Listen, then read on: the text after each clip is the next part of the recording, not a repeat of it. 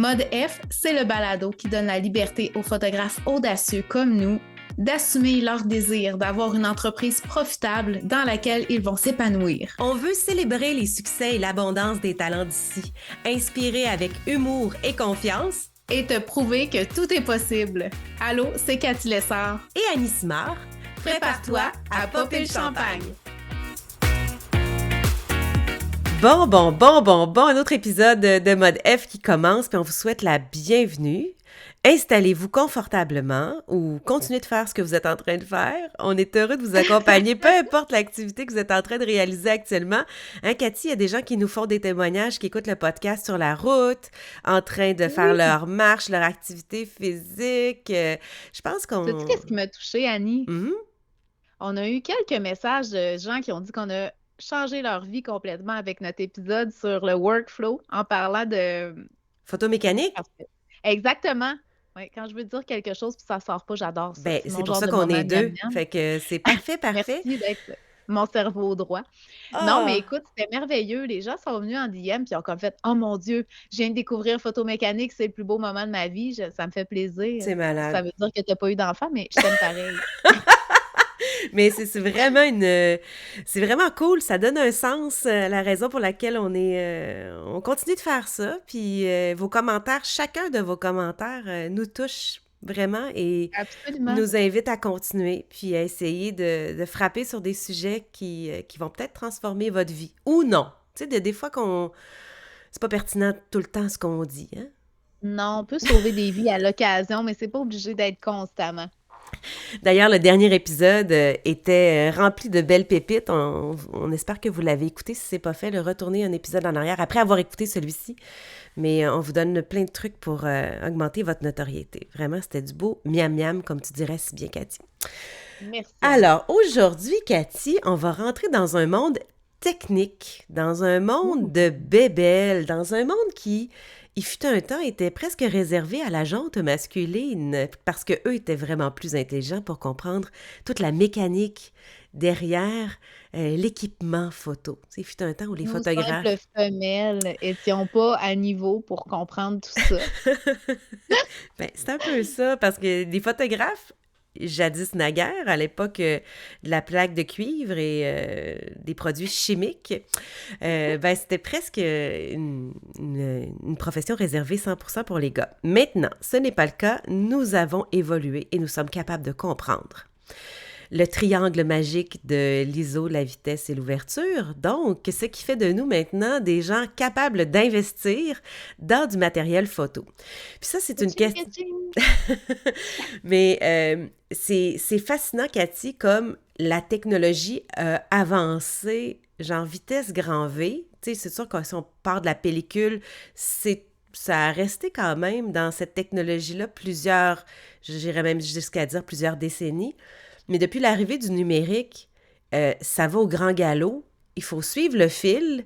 On se sent des fois un peu poussé dans le dos pour faire évoluer notre matériel, pour acheter la nouvelle affaire à la mode. C'est quoi ta vision de ça, Cathy, concernant le fait d'évoluer, de faire évoluer ton matériel, puis de toujours être en mode de dépense, investissement? Comment tu vois ça? Tellement une question pertinente, puis je pense que c'est important qu'on se pose là-dessus aujourd'hui. Moi, la façon dont je vois les choses, c'est qu'on est photographe, donc inévitablement, notre outil de travail, c'est nous-mêmes, mais on a aussi la portion, on a des appareils photo, des objectifs, autres accessoires pour se permettre justement de créer, d'être plus artistique, créatif. J'ai l'impression qu'on n'a pas le choix de suivre la cadence parce que ça peut nous jouer des tours si jamais on est réticent à pas aller vers les nouvelles choses, les nouvelles bebelles, comme tu dis. Mais on a quand même un devoir de se renseigner, d'être à jour, d'être au courant de ce qui se fait, puis de choisir nos outils de travail en fonction de ce qu'on veut réaliser. Ce qui est difficile, c'est de tomber dans le trou de toujours se racheter du nouveau matériel parce qu'on est excité, parce qu'on voit le nouveau modèle qui vient tout juste de sortir, mais il faut se poser la question à savoir, est-ce que ça change réellement mon travail d'aller vers un nouvel appareil photo, un nouvel objectif? Est-ce que ça m'apporte à créer qu'est-ce que je veux créer en bout de ligne, être en accord avec ma vision artistique optique? Je pense que c'est toutes des questions qu'on a à se poser quand on voit justement une annonce de Canon ou de Nikon ou de Sony. On ne mettra pas de préférence ici. Moi, je suis team Canon, mais on ne le dira pas. Mais il faut quand même se poser des questions puis être intelligent dans notre approche par rapport à ces dépenses-là. Tu sais, moi, je pense que c'est un investissement, Mhm. c'est pas une dépense. Euh, en plus, c'est déductible d'impôts, on aime ça, mais il faut quand même prendre le temps de se renseigner puis voir de quoi on a besoin, voir qu'est-ce qui Hmm. est au sujet des appareils au niveau de la technologie qui sort. Puis moi, souvent, ce que j'ai vu, Annie, puis c'est ce qui nous a motivé un peu à faire cet épisode-là aujourd'hui, c'est des gens qui viennent sur des groupes Facebook, puis qui posent la question, bon, là, je m'achète un nouvel équipement, qu'est-ce que je devrais choisir? Mais Eh, de remettre ça entre les mains de d'autres gens qui ont une vision différente, qui ont une approche différente peut-être de notre métier, je suis pas certaine que c'est la bonne façon de voir puis de faire les choses quand vient au temps d'acquérir du nouveau matériel, tu sais. Est-ce que toi, tu as des choses que tu fais quand tu dis, bon, OK, Sony, parce que toi, tu es team Sony, Sony vient de sortir un nouvel appareil photo, le A7R 10 000, puis tu capotes Crème, à tu quel point connais le bord. les chiffres de tes bonnes. Écoute, une vraie bête de technologie et de matériel. Moi, Gosselin est à veille de venir me chercher pour travailler aux Zone 5. Peu importe c'est qui votre fournisseur préféré. Mais je pense qu'il faut quand même prendre le temps de se poser des questions. Puis toi, Annie, ce serait quoi tes trucs que tu aurais à dire à quelqu'un qui, justement, voit les nouvelles choses arriver, puis là, sent l'envie irrésistible de sortir son Hmm. argent puis dépenser? Qu'est-ce que tu lui dirais? Et moi, là, d'abord, ne jamais faire quelque chose sur le coup de l'impulsion. Souvent, l'investissement va venir. Tu sais, c'est quelque chose qui va nous traîner dans la tête depuis des mois, là. Genre, je serais due pour un nouveau boîtier, par exemple, parce que le mien commence à avoir beaucoup d'actualisations, beaucoup de clics. Et puis, il vient un temps où, ben, surtout si vous êtes encore en DSLR, là, votre Avec mécanisme miroir? avec miroir, le mécanisme à l'intérieur, il y a une durée de vie, là. Fait que, tu sais, juste pour avoir de l'équipement qui est fiable, il vient un temps où, là, tu sais, je vais dire un chiffre, mais c'est peut-être pas le bon, là. Après 100 000 clics, peu importe la compagnie, là, ça commence à être risqué, là. Puis, moi, j'ai pas envie de me présenter à un mariage, puis tout d'un coup, la caméra se met à plus fonctionner. Donc, des fois, d'investir dans un matériel qui est plus récent parce qu'on est rendu là, ça va être quelque chose. Donc, d'y avoir pensé depuis un bout, là. Tu sais, de pas faire, c'est pas une action-réaction, c'est pas, hey, j'ai le goût à soir de manger une poutine parce que je viens de voir passer une pub de poutine. Tu sais, d'abord, c'est beaucoup de sous. C'est rarement des équipements qui sont donnés. Fait que d'avoir déjà une réflexion avant, puis de pas être juste en mode réactif, puis impulsif de ce genre d'affaires-là. Fait que moi, ce que je fais, c'est que j'ai une liste d'équipements, genre une wish list que j'écris, que j'ai Hmm. à quelque part. Puis de temps en temps, il me pop genre une envie parce que je vois passer quelque chose, un trend ou sur Internet, puis je fais comme oh, nice. Fait que là, je l'écris, mettons, une tilt shift. J'ai jamais eu de tilt shift dans ma vie. Puis elle peut être à quelque part sur ma liste. Mais si je me rends compte 6 mois, un an plus tard, que je suis pas retournée faire un petit crochet à côté de Tilt Shift, puis que j'ai pas jamais vraiment repensé, puis que dans mes besoins, ça s'est jamais présenté, ben je vais pas l'acheter, la Tilt Shift. Tu sais, je garde un moment de réflexion avant d'acheter quelque chose pour me dire, est-ce que j'en ai vraiment besoin? Puis à chaque fois que j'ai acheté du matériel, peu importe le matériel, là, tu sais, objectif, Flash Studio, peu importe que j'ai investi, je me suis toujours posé la question, est-ce que ça va amener mon art plus loin? Est-ce que ça va me permettre de créer de nouveaux revenus aussi? Est-ce que cette pièce de matériel-là va me porter en tant qu'artiste plus loin? Puis pas plus loin pour une séance photo. Il faut que je sois capable de l'amortir sur plusieurs années. Donc, c'est la manière un peu que j'aime réfléchir d'avance l'investissement. C'est rarement un coup de tête. Toi, Cathy, est-ce que, genre, c'est Canon annonce la sortie là, du nouvel objectif Super RF léger F Mm-mm. 1.1, là, tu te lances-tu dessus, là, en fermant des yeux? Ben, il y a l'aspect commodité, en fait, que ça amène cette question-là. Tu sais, si je vois la nouvelle RF super légère, nanana, puis j'ai mal au dos, puis j'ai mal au poignet, effectivement, que je vais peut-être envisager d'aller la chercher, cette nouvelle lentille-là. Tu vois, on a une collègue qui nous a parlé de couvre-objectif grossissant. Puis là, je me suis dit, mais ça serait intéressant, au lieu de traîner ma 100 mm macro, d'aller chercher ces couvre-objectifs-là qui fait que ça fait d'une lentille normale une macro. Hmm. Au lieu de traîner ça dans mon sac en photo pour les mariages, ça serait plus léger d'avoir ça dans mon sac. Tu sais, il y a toujours des réflexions comme ça aussi pratico-pratiques sur lesquelles je vais me pencher quand ça va être le temps de faire des choix d'accessoires ou de nouveaux objectifs. Mais moi, je vais t'avouer que je suis vraiment fan d'aller vers les nouveautés. Tu vois, quand les mirrorless sont arrivés sur le marché, j'ai rapidement été vers ça, mais parce que je voyais qu'il y avait une plus-value. Mhm. Qu'est-ce que ça va m'apporter de plus? Tu sais, moi, ce que je voyais, c'était la détection automatique des yeux, le suivi. Je me suis dit, mon Dieu, dans l'allée, c'est toujours un calvaire de faire le suivi de la mariée qui rentre. Des fois, il y en a qui sont Speedy Gonzalez, là, tu sais, comme eux, l'objectif, c'est de se rendre le plus vite en avant possible. Oh oui, hein? C'est vrai que Faisons comme un épisode là-dessus. hey, je pense que oui, c'est sûr, on va se raconter des choses là-dessus, mais tu sais, le fait est que depuis que ça, c'est dans ma vie, pas que je veux faire l'apologie du sans miroir, tu sais, mais veux pas, j'ai tellement plus de photos qui sont nettes versus ce que j'avais avant avec un DSLR normal. Il faut dire aussi que j'ai évolué en tant qu'artiste puis en tant que professionnel, mais je pense que ça apporte de la simplicité, ça apporte plus de flexibilité. Le fait que je n'aie pas toujours ma face en arrière de ma caméra fait que je connecte plus avec mes gens. Donc, tout ça a fait en sorte que ça a fait partie de mes réflexions, mais effectivement que je suis du genre à être un early adopter. Tu sais, j'aime ça, Hmm. être au devant, puis être au courant de la nouvelle affaire, puis aller chercher, tu vois, la 35 mm. Ils l'ont annoncé chez Canon, puis dès qu'ils ont annoncé qu'ils prenaient les commandes, je me suis garochée, mais c'est parce que la mienne a été brisée. Puis j'avais fait réparer 2 fois, puis ça marchait toujours pas. Fait que veux pas, ben c'est un espèce de merge de oui, être là au devant, puis tout de suite aller vers ce produit-là qui vient de sortir, mais aussi le fait de dire ben, est-ce que j'en ai besoin? C'est la question à se poser. Puis oui, j'en ai besoin quand je vais vers un achat. Puis souvent, ce qui va nous bloquer, malheureusement, ça va être le coût. Tu Mhm. sais, les gens vont aller de l'avant, vont dire oh mon Dieu, mais ça coûte beaucoup trop cher pour qu'est-ce que je peux m'offrir. Puis moi, personnellement, ça n'a jamais été un obstacle, dans le sens où est-ce que j'ai toujours vu ça comme un investissement, puis il y a des moyens de faire en sorte de se procurer de l'équipement, même si tu n'as pas nécessairement les moyens, là, tu peux financer, mais en ayant en tête que ça va être un outil pour rentabiliser ton entreprise, là. Mhm. Tu sais, je ne vais pas acheter le gros kit si je fais ça comme un loisir. Je vais y aller dans un sens que ça va apporter à mon entreprise. Puis même si tu voudrais t'acheter un gros kit parce que tu as du fun puis tu veux t'équiper pour le fun, tu as le droit, là.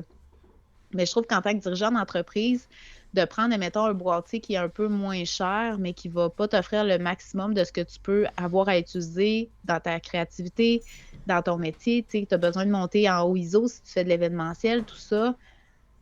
Ben, je trouve que tu te mets un petit peu un bâton dans les roues, là. Tu sais, de ne pas aller vers un objectif plus lumineux, prendre celui Mhm. d'entrée de gamme parce que tu veux économiser 500 ben, au final, c'est parce qu'au niveau de la qualité de ton image, tu sais, moi, je trouve que ça va te bloquer, puis ça va faire en sorte que tu vas avoir l'air moins professionnel, tu vas avoir de la misère à augmenter un peu plus tes prix. Tu sais, tout est dans tout, là. Mhm. Dans Je sais pas les... si ça fait du sens, là. Ça fait du sens quand ça te permet de te propulser. Oui. Mais moi, je fais toujours attention quand même parce que le technicien artiste derrière la caméra, à mon avis, va faire toute la différence quand même. À Tu 100%. sais, puis on m'a souvent dit que l'investissement le plus important quand même restait les objectifs. Que la caméra derrière, tu sais, oui, il y a une question de sensibilité d'ISO, peut-être de petit capteur versus un plein capteur, tu sais, il y a ça, là, mais c'est pas la caméra qui fait un bon photographe, puis on se C'est le fait vrai. dire tellement souvent, genre, ah, t'as une belle Oh oui. caméra, tu dois faire des belles photos. Ben, ça dépend, je vais te la prêter, Nicole, essaie-le, puis on s'en reparle.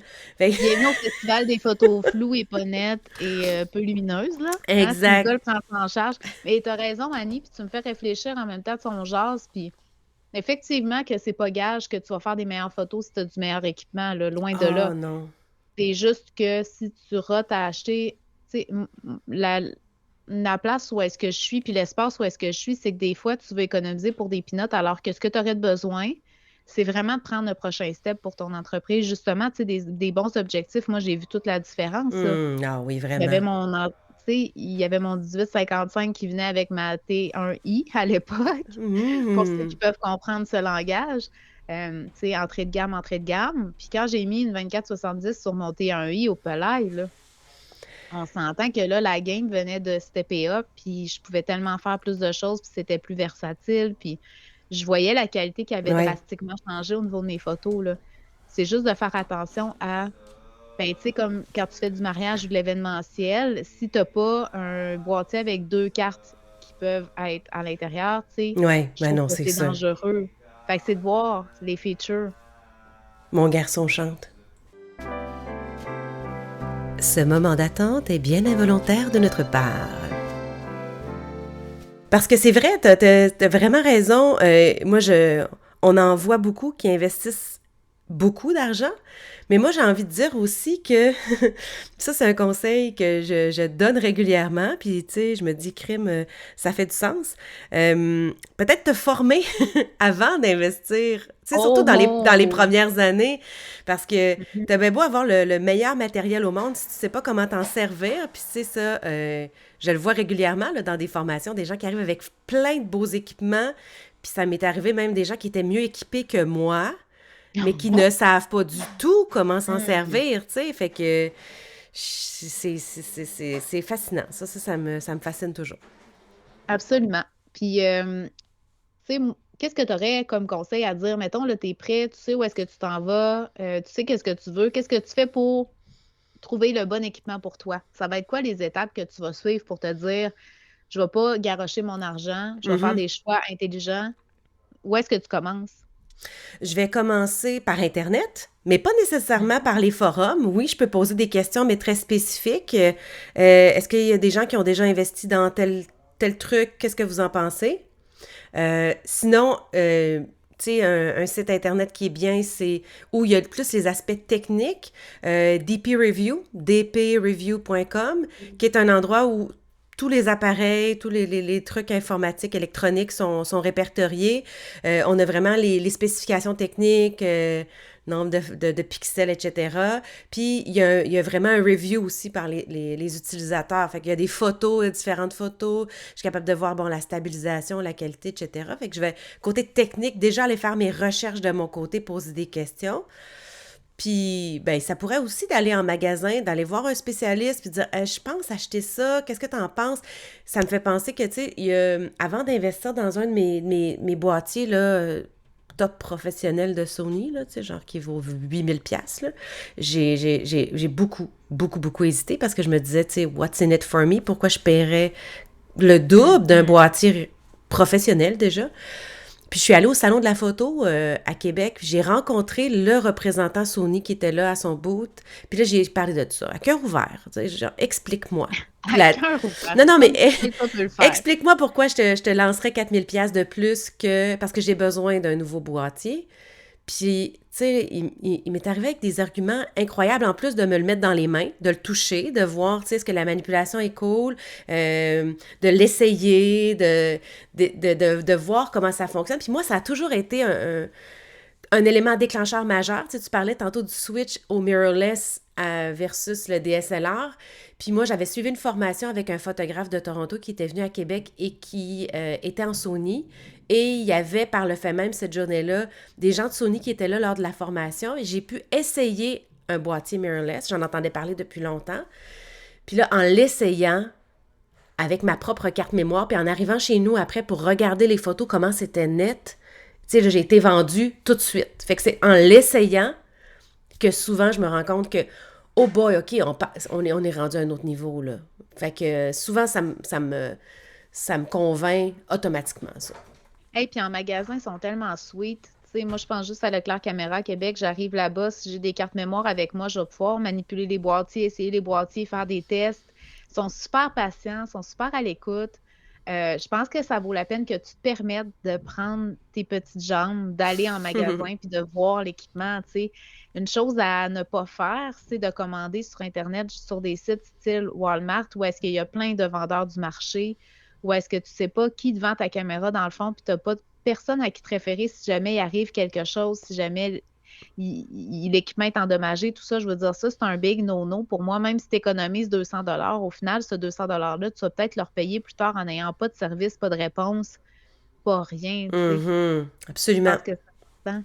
T'as raison. En contrepartie, Là, tu sais, on parle des sites de vente où c'est comme un hub de plusieurs vendeurs, un peu comme Amazon finalement, là. Même commander des équipements sur Amazon, c'est non, là, parce qu'on sait pas de où ça arrive, puis ça a bien beau être écrit la marque dessus, tu sais, Canon, on le sait pas si c'est une affaire qui a été, c'est ça, Puis là, on te parle contrefait un des peu. équipements plus gros puis plus coûteux, là. Tu sais, Ouais. un couvre objectif ou Ah, ben les petits on s'entend que mini-accessoires. Non, non, non, non, on parle ça pas de va, ça, là. là. Mais on parle d'un investissement, tu sais, tu sors 2000 $ de ton compte de banque, tu veux avoir la vraie affaire. Fait que, Exact. non, on fait pas affaire avec des gens dont on connaît pas l'origine.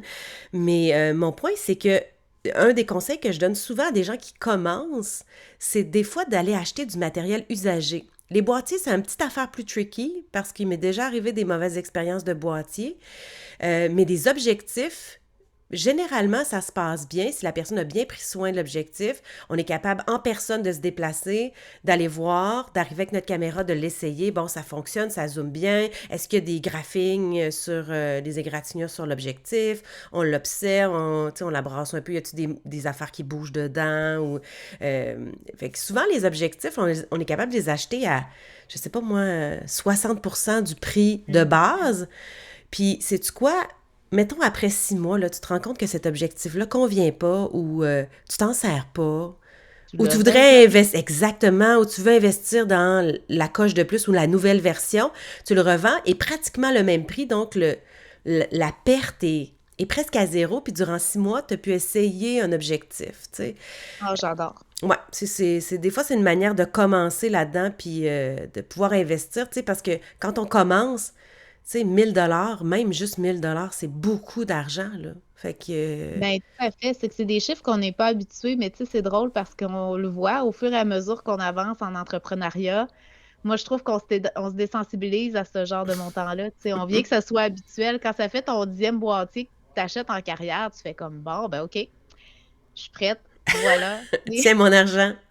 Exactement, mais c'est vrai qu'il faut pas sous-estimer qu'on le sait que pour toi, c'est peut-être un gros saut de faire un premier achat de ton premier boîtier plus professionnel. Puis moi, la seule chose que j'ai envie de te dire, c'est que tu le regretteras pas. Si pour toi, la photographie est un objectif que tu veux y aller all-in, puis tu as le goût d'avoir une qualité d'image, puis que tu te casses pas la tête à pas être capable de donner ce que tu veux donner parce que ton boîtier te limite ou parce que ton objectif te limite, permets-toi de faire cette dépense-là dans ton entreprise. Tu sais, c'est sûr que si ça te met à risque puis ça fait en sorte que tu ne mangeras pas la semaine prochaine, je te Hmm. comprends, je suis avec toi, puis tu peux te permettre de le budgéter, peut-être de te faire un bel objectif de dire, écoute, dans 6 mois, exemple, si je me mets 200 $ par mois de côté, ben, je vais pouvoir aller chercher justement le nouvel objectif macro que je veux faire des shots de bagues pour mettre de l'avant les investissements de mes clients puis mes détails. Ben, à ce moment-là, tu vas pouvoir te permettre d'aller le chercher.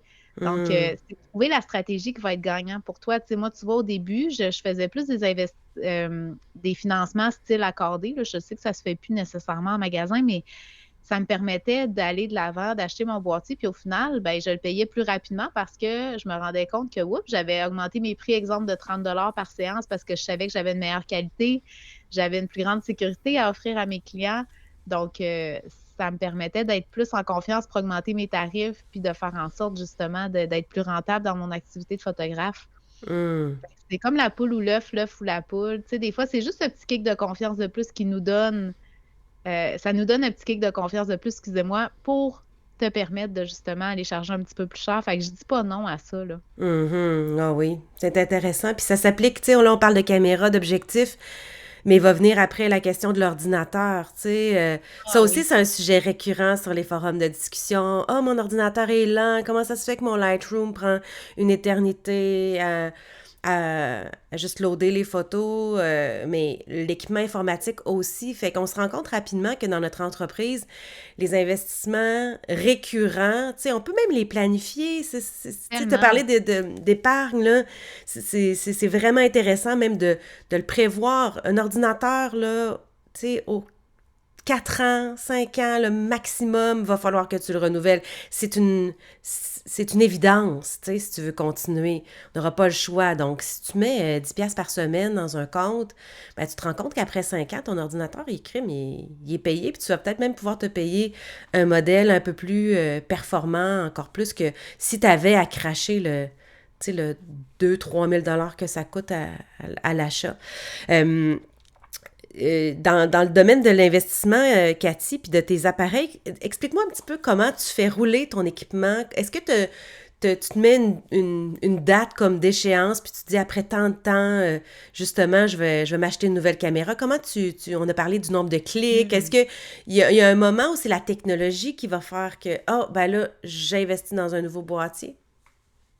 Ben, moi, je vais être assez capricieuse au niveau de mon équipement dans le sens où est-ce que j'ai pas un roulement qui est très long. Je ne vais pas avoir un boîtier qui va rester très longtemps dans ma vie de photographe parce que je fais beaucoup de photos. Dans Hmm. un mariage, exemple, je vais sortir, je vais avoir un 6 000 photos. Wow. Euh, ouais, je suis une cliqueuse compulsive, je me confesse, excusez-moi. Donc, c'est sûr que mon boîtier, je vais le changer aux 2 ans maximum. OK. Ça va quand même assez rapidement. Mais somme toute, je ne veux pas prendre le risque d'avoir un boîtier qui est là depuis trop longtemps puis qui meurt entre mes mains. C'est vraiment une de mes phobies. Je vais t'avouer que ça, c'est pas loin entre, tu sais, comme oublier de mettre des cartes mémoire dans mon appareil photo puis oublier d'avoir assez de batterie pendant un mariage, c'est que mon appareil photo me meurt entre les mains ou il Hmm. arrive un truc qui se met à corrompre mes cartes ou je sais pas quoi. C'est peut-être Mhm. des fausses, Non, non, des c'est peut-être fausses parce que tu croyances. connais une amie à qui c'est arrivé. Ben, en fait, oui. Puis, je la nommerai pas, mais je la regarde en ce moment. Mais il y a aussi le fait que ça m'est arrivé en plein mariage avec un ami à moi avec qui, dans mes jeunes années de photographe, je faisais des photos avec Didier Ouellette, qui n'est plus photographe, fait que je cherchais le pas, mais il est merveilleux, cet homme-là. Puis, en plein milieu de la descente d'allée, moi, je prends le devant des mariés, lui, il prend en arrière des mariés, et j'ai une photo carrément où il a une face d'horreur et il regarde son appareil photo. Et là, on comprend que son appareil photo est mort en pleine descente de l'allée. Fait que moi, je pense que depuis ce moment-là, Oh, wow. Hein. c'est une de mes plus grandes craintes. Mais tu sais, comme là, je traîne 3 boîtiers avec moi. Fait que j'en ai 2 pour prendre des photos, puis j'en ai un backup si jamais il y a quelque chose. Mais il y a aussi que l'évolution technologique se fait tellement rapidement. Je trouve que dans le domaine du mirrorless, il y a quand même des nouveautés qui arrivent assez rapidement. Puis les appareils photo deviennent vraiment meilleurs de fois en fois. Donc, c'est sûr que de glisser vers la nouveauté, ben, c'est quelque chose qui est très séduisant pour moi. Puis, tu sais, mes objectifs, ben, ça reste. C'est Mhm. tellement, ça perdure dans le temps. Fait que la seule chose vraiment que je rotationne, c'est mes boîtiers. Fait qu'aux 2 ans, je me permets d'investir régulièrement dans les nouveaux boîtiers qui viennent de sortir. Mais c'est sûr que je vais pas toujours vers le top niveau. Tu sais, dans le sens où est-ce que Canon, il y a le R5 qui est comme le R3, le R1 qui sont comme le top professionnel. Mais tu sais, il y a beaucoup de mégapixels, fait que je reste dans le R6, puis ça me va amplement pour ce que j'ai besoin de faire, là. Fait que Mhm. c'est une décision qui reste somme toute assez. Je regarde mes besoins avec mes perceptions de quand est-ce que ça va mourir dans mes mains, puis je me permets de choisir à ce moment-là mon parc qui se renouvelle, qui se Ouais. régénère. Puis tu vois, à ce moment-là, ben, je sais que j'ai encore des bons appareils photo, fait que je me permets de les revendre, moi, à Ben, l'usager. c'est ce que j'allais dire. Cette technique-là permet de se dire, tu sais, de faire évoluer. Donc, mettons, aux 2 ans, tu as un nouveau boîtier. Ton ancien boîtier primaire devient ton boîtier secondaire.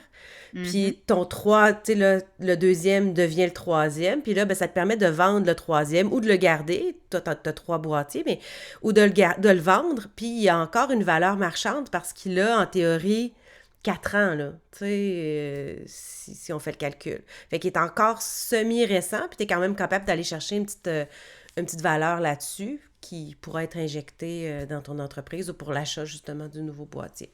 Fait que 100%. Et toi, as-tu une méthode plus scientifique que moi pour ce... non, Cathy, c'est exactement la même technique. Ah, ben Ouais, bravo. comme si on s'était parlé On s'est avant, pas parlé mais avant. même pas. Je le promets sur la tête de mes enfants. C'est c'est aux 2 ans aussi, habituellement. Ouais, aux 2 ans, comme là, c'est ça. Là, mon nouveau date de l'automne passé, donc il y a 1 an. Fait que dans 1 an, je vais commencer à regarder ce que je fais, puis est-ce que OK, ça, je m'en vais où? Puis là, il va y avoir des nouveaux boîtiers qui vont sortir d'ici là. Fait que, il y a ça aussi. Des fois, on attend un peu. Il y a des fois, j'étire parce que là, il y a des rumeurs de nouvelles versions qui s'en viennent. Fait que, tu sais, quand je suis sur le bord du 2 ans, puis je fais comme, ah, mais là, si j'attends 4 mois, je vais avoir la nouvelle version. Fait que je pense que je vais attendre. Ou au contraire, tu sais, je pourrais me dire, ben, c'est peut-être le bon moment d'acheter parce que là, les prix descendent, parce qu'il y a une nouvelle version qui s'en vient. Puis cette version-là me convient. Fait que c'est ça. Il y a un petit calcul de chat à faire, mais c'est toujours agréable de magasiner des nouveaux boîtiers, en tout cas. Des objectifs, Tellement. je suis quand même capable de me contenter de ce que j'ai, honnêtement, parce que je te donne un exemple, la 70-200 que j'ai de Sony. Il y a peut-être 6 mois, ils ont lancé la version 2, qui serait, semble-t-il, beaucoup plus réactive, précise, etc. Puis j'ai pas justifié là, dans ma tête le changement pour la version 2 parce que pour l'instant, celle que j'ai me convient. Mais c'est ça. Ben, c'est ça, c'est que si ça fonctionne pour toi, pourquoi tu changerais? Tu sais, si tu es Ouais, contente avec le résultat, tu vois que c'est assez rapide pour toi, tu n'as pas à te garrocher sur une nouvelle version 2.0. L'important, c'est de voir si toi, tu es insatisfait et tu as besoin de plus de flexibilité, plus de rapidité, plus de peu importe name it, là, ben là, tu vas faire le choix conscient de sortir l'argent de tes poches puis d'aller te chercher cette nouvelle version-là. C'est ça le point, tu sais, c'est de mm, pas flancher nécessairement parce que c'est la nouvelle chose super hot, trendy, hashtag. Mais je pense que ça vaut la peine de se poser la question à savoir qu'est-ce que ça va t'apporter de plus, puis de faire les pour, les contre, puis de valider à ce moment-là est-ce que la dépense est justifiée tout ou le non. temps. Tout le temps. Oui, oui, ça a beau être une dépense d'entreprise, mais si tu ramasses tout ton revenu, tu le passes en dépenses, puis il te reste 22,50 pour vivre, c'est pas une entreprise profitable, là. Fait qu'il y a ça aussi en Mais arrière-plan, on se là. le rappelle, hein, on est en entrepreneuriat parce qu'on veut être rentable, là, Minimalement rentable. minimalement. Mais se dégager un profit pour penser à notre retraite. Un jour, on va parler de retraite, d'ailleurs. C'est important. Je trouve que c'est Oh! quelque chose qu'on oublie. Bref, Cathy, Ben, merci j'espère beaucoup. que ça vous a Ben oui, outillé, ça va.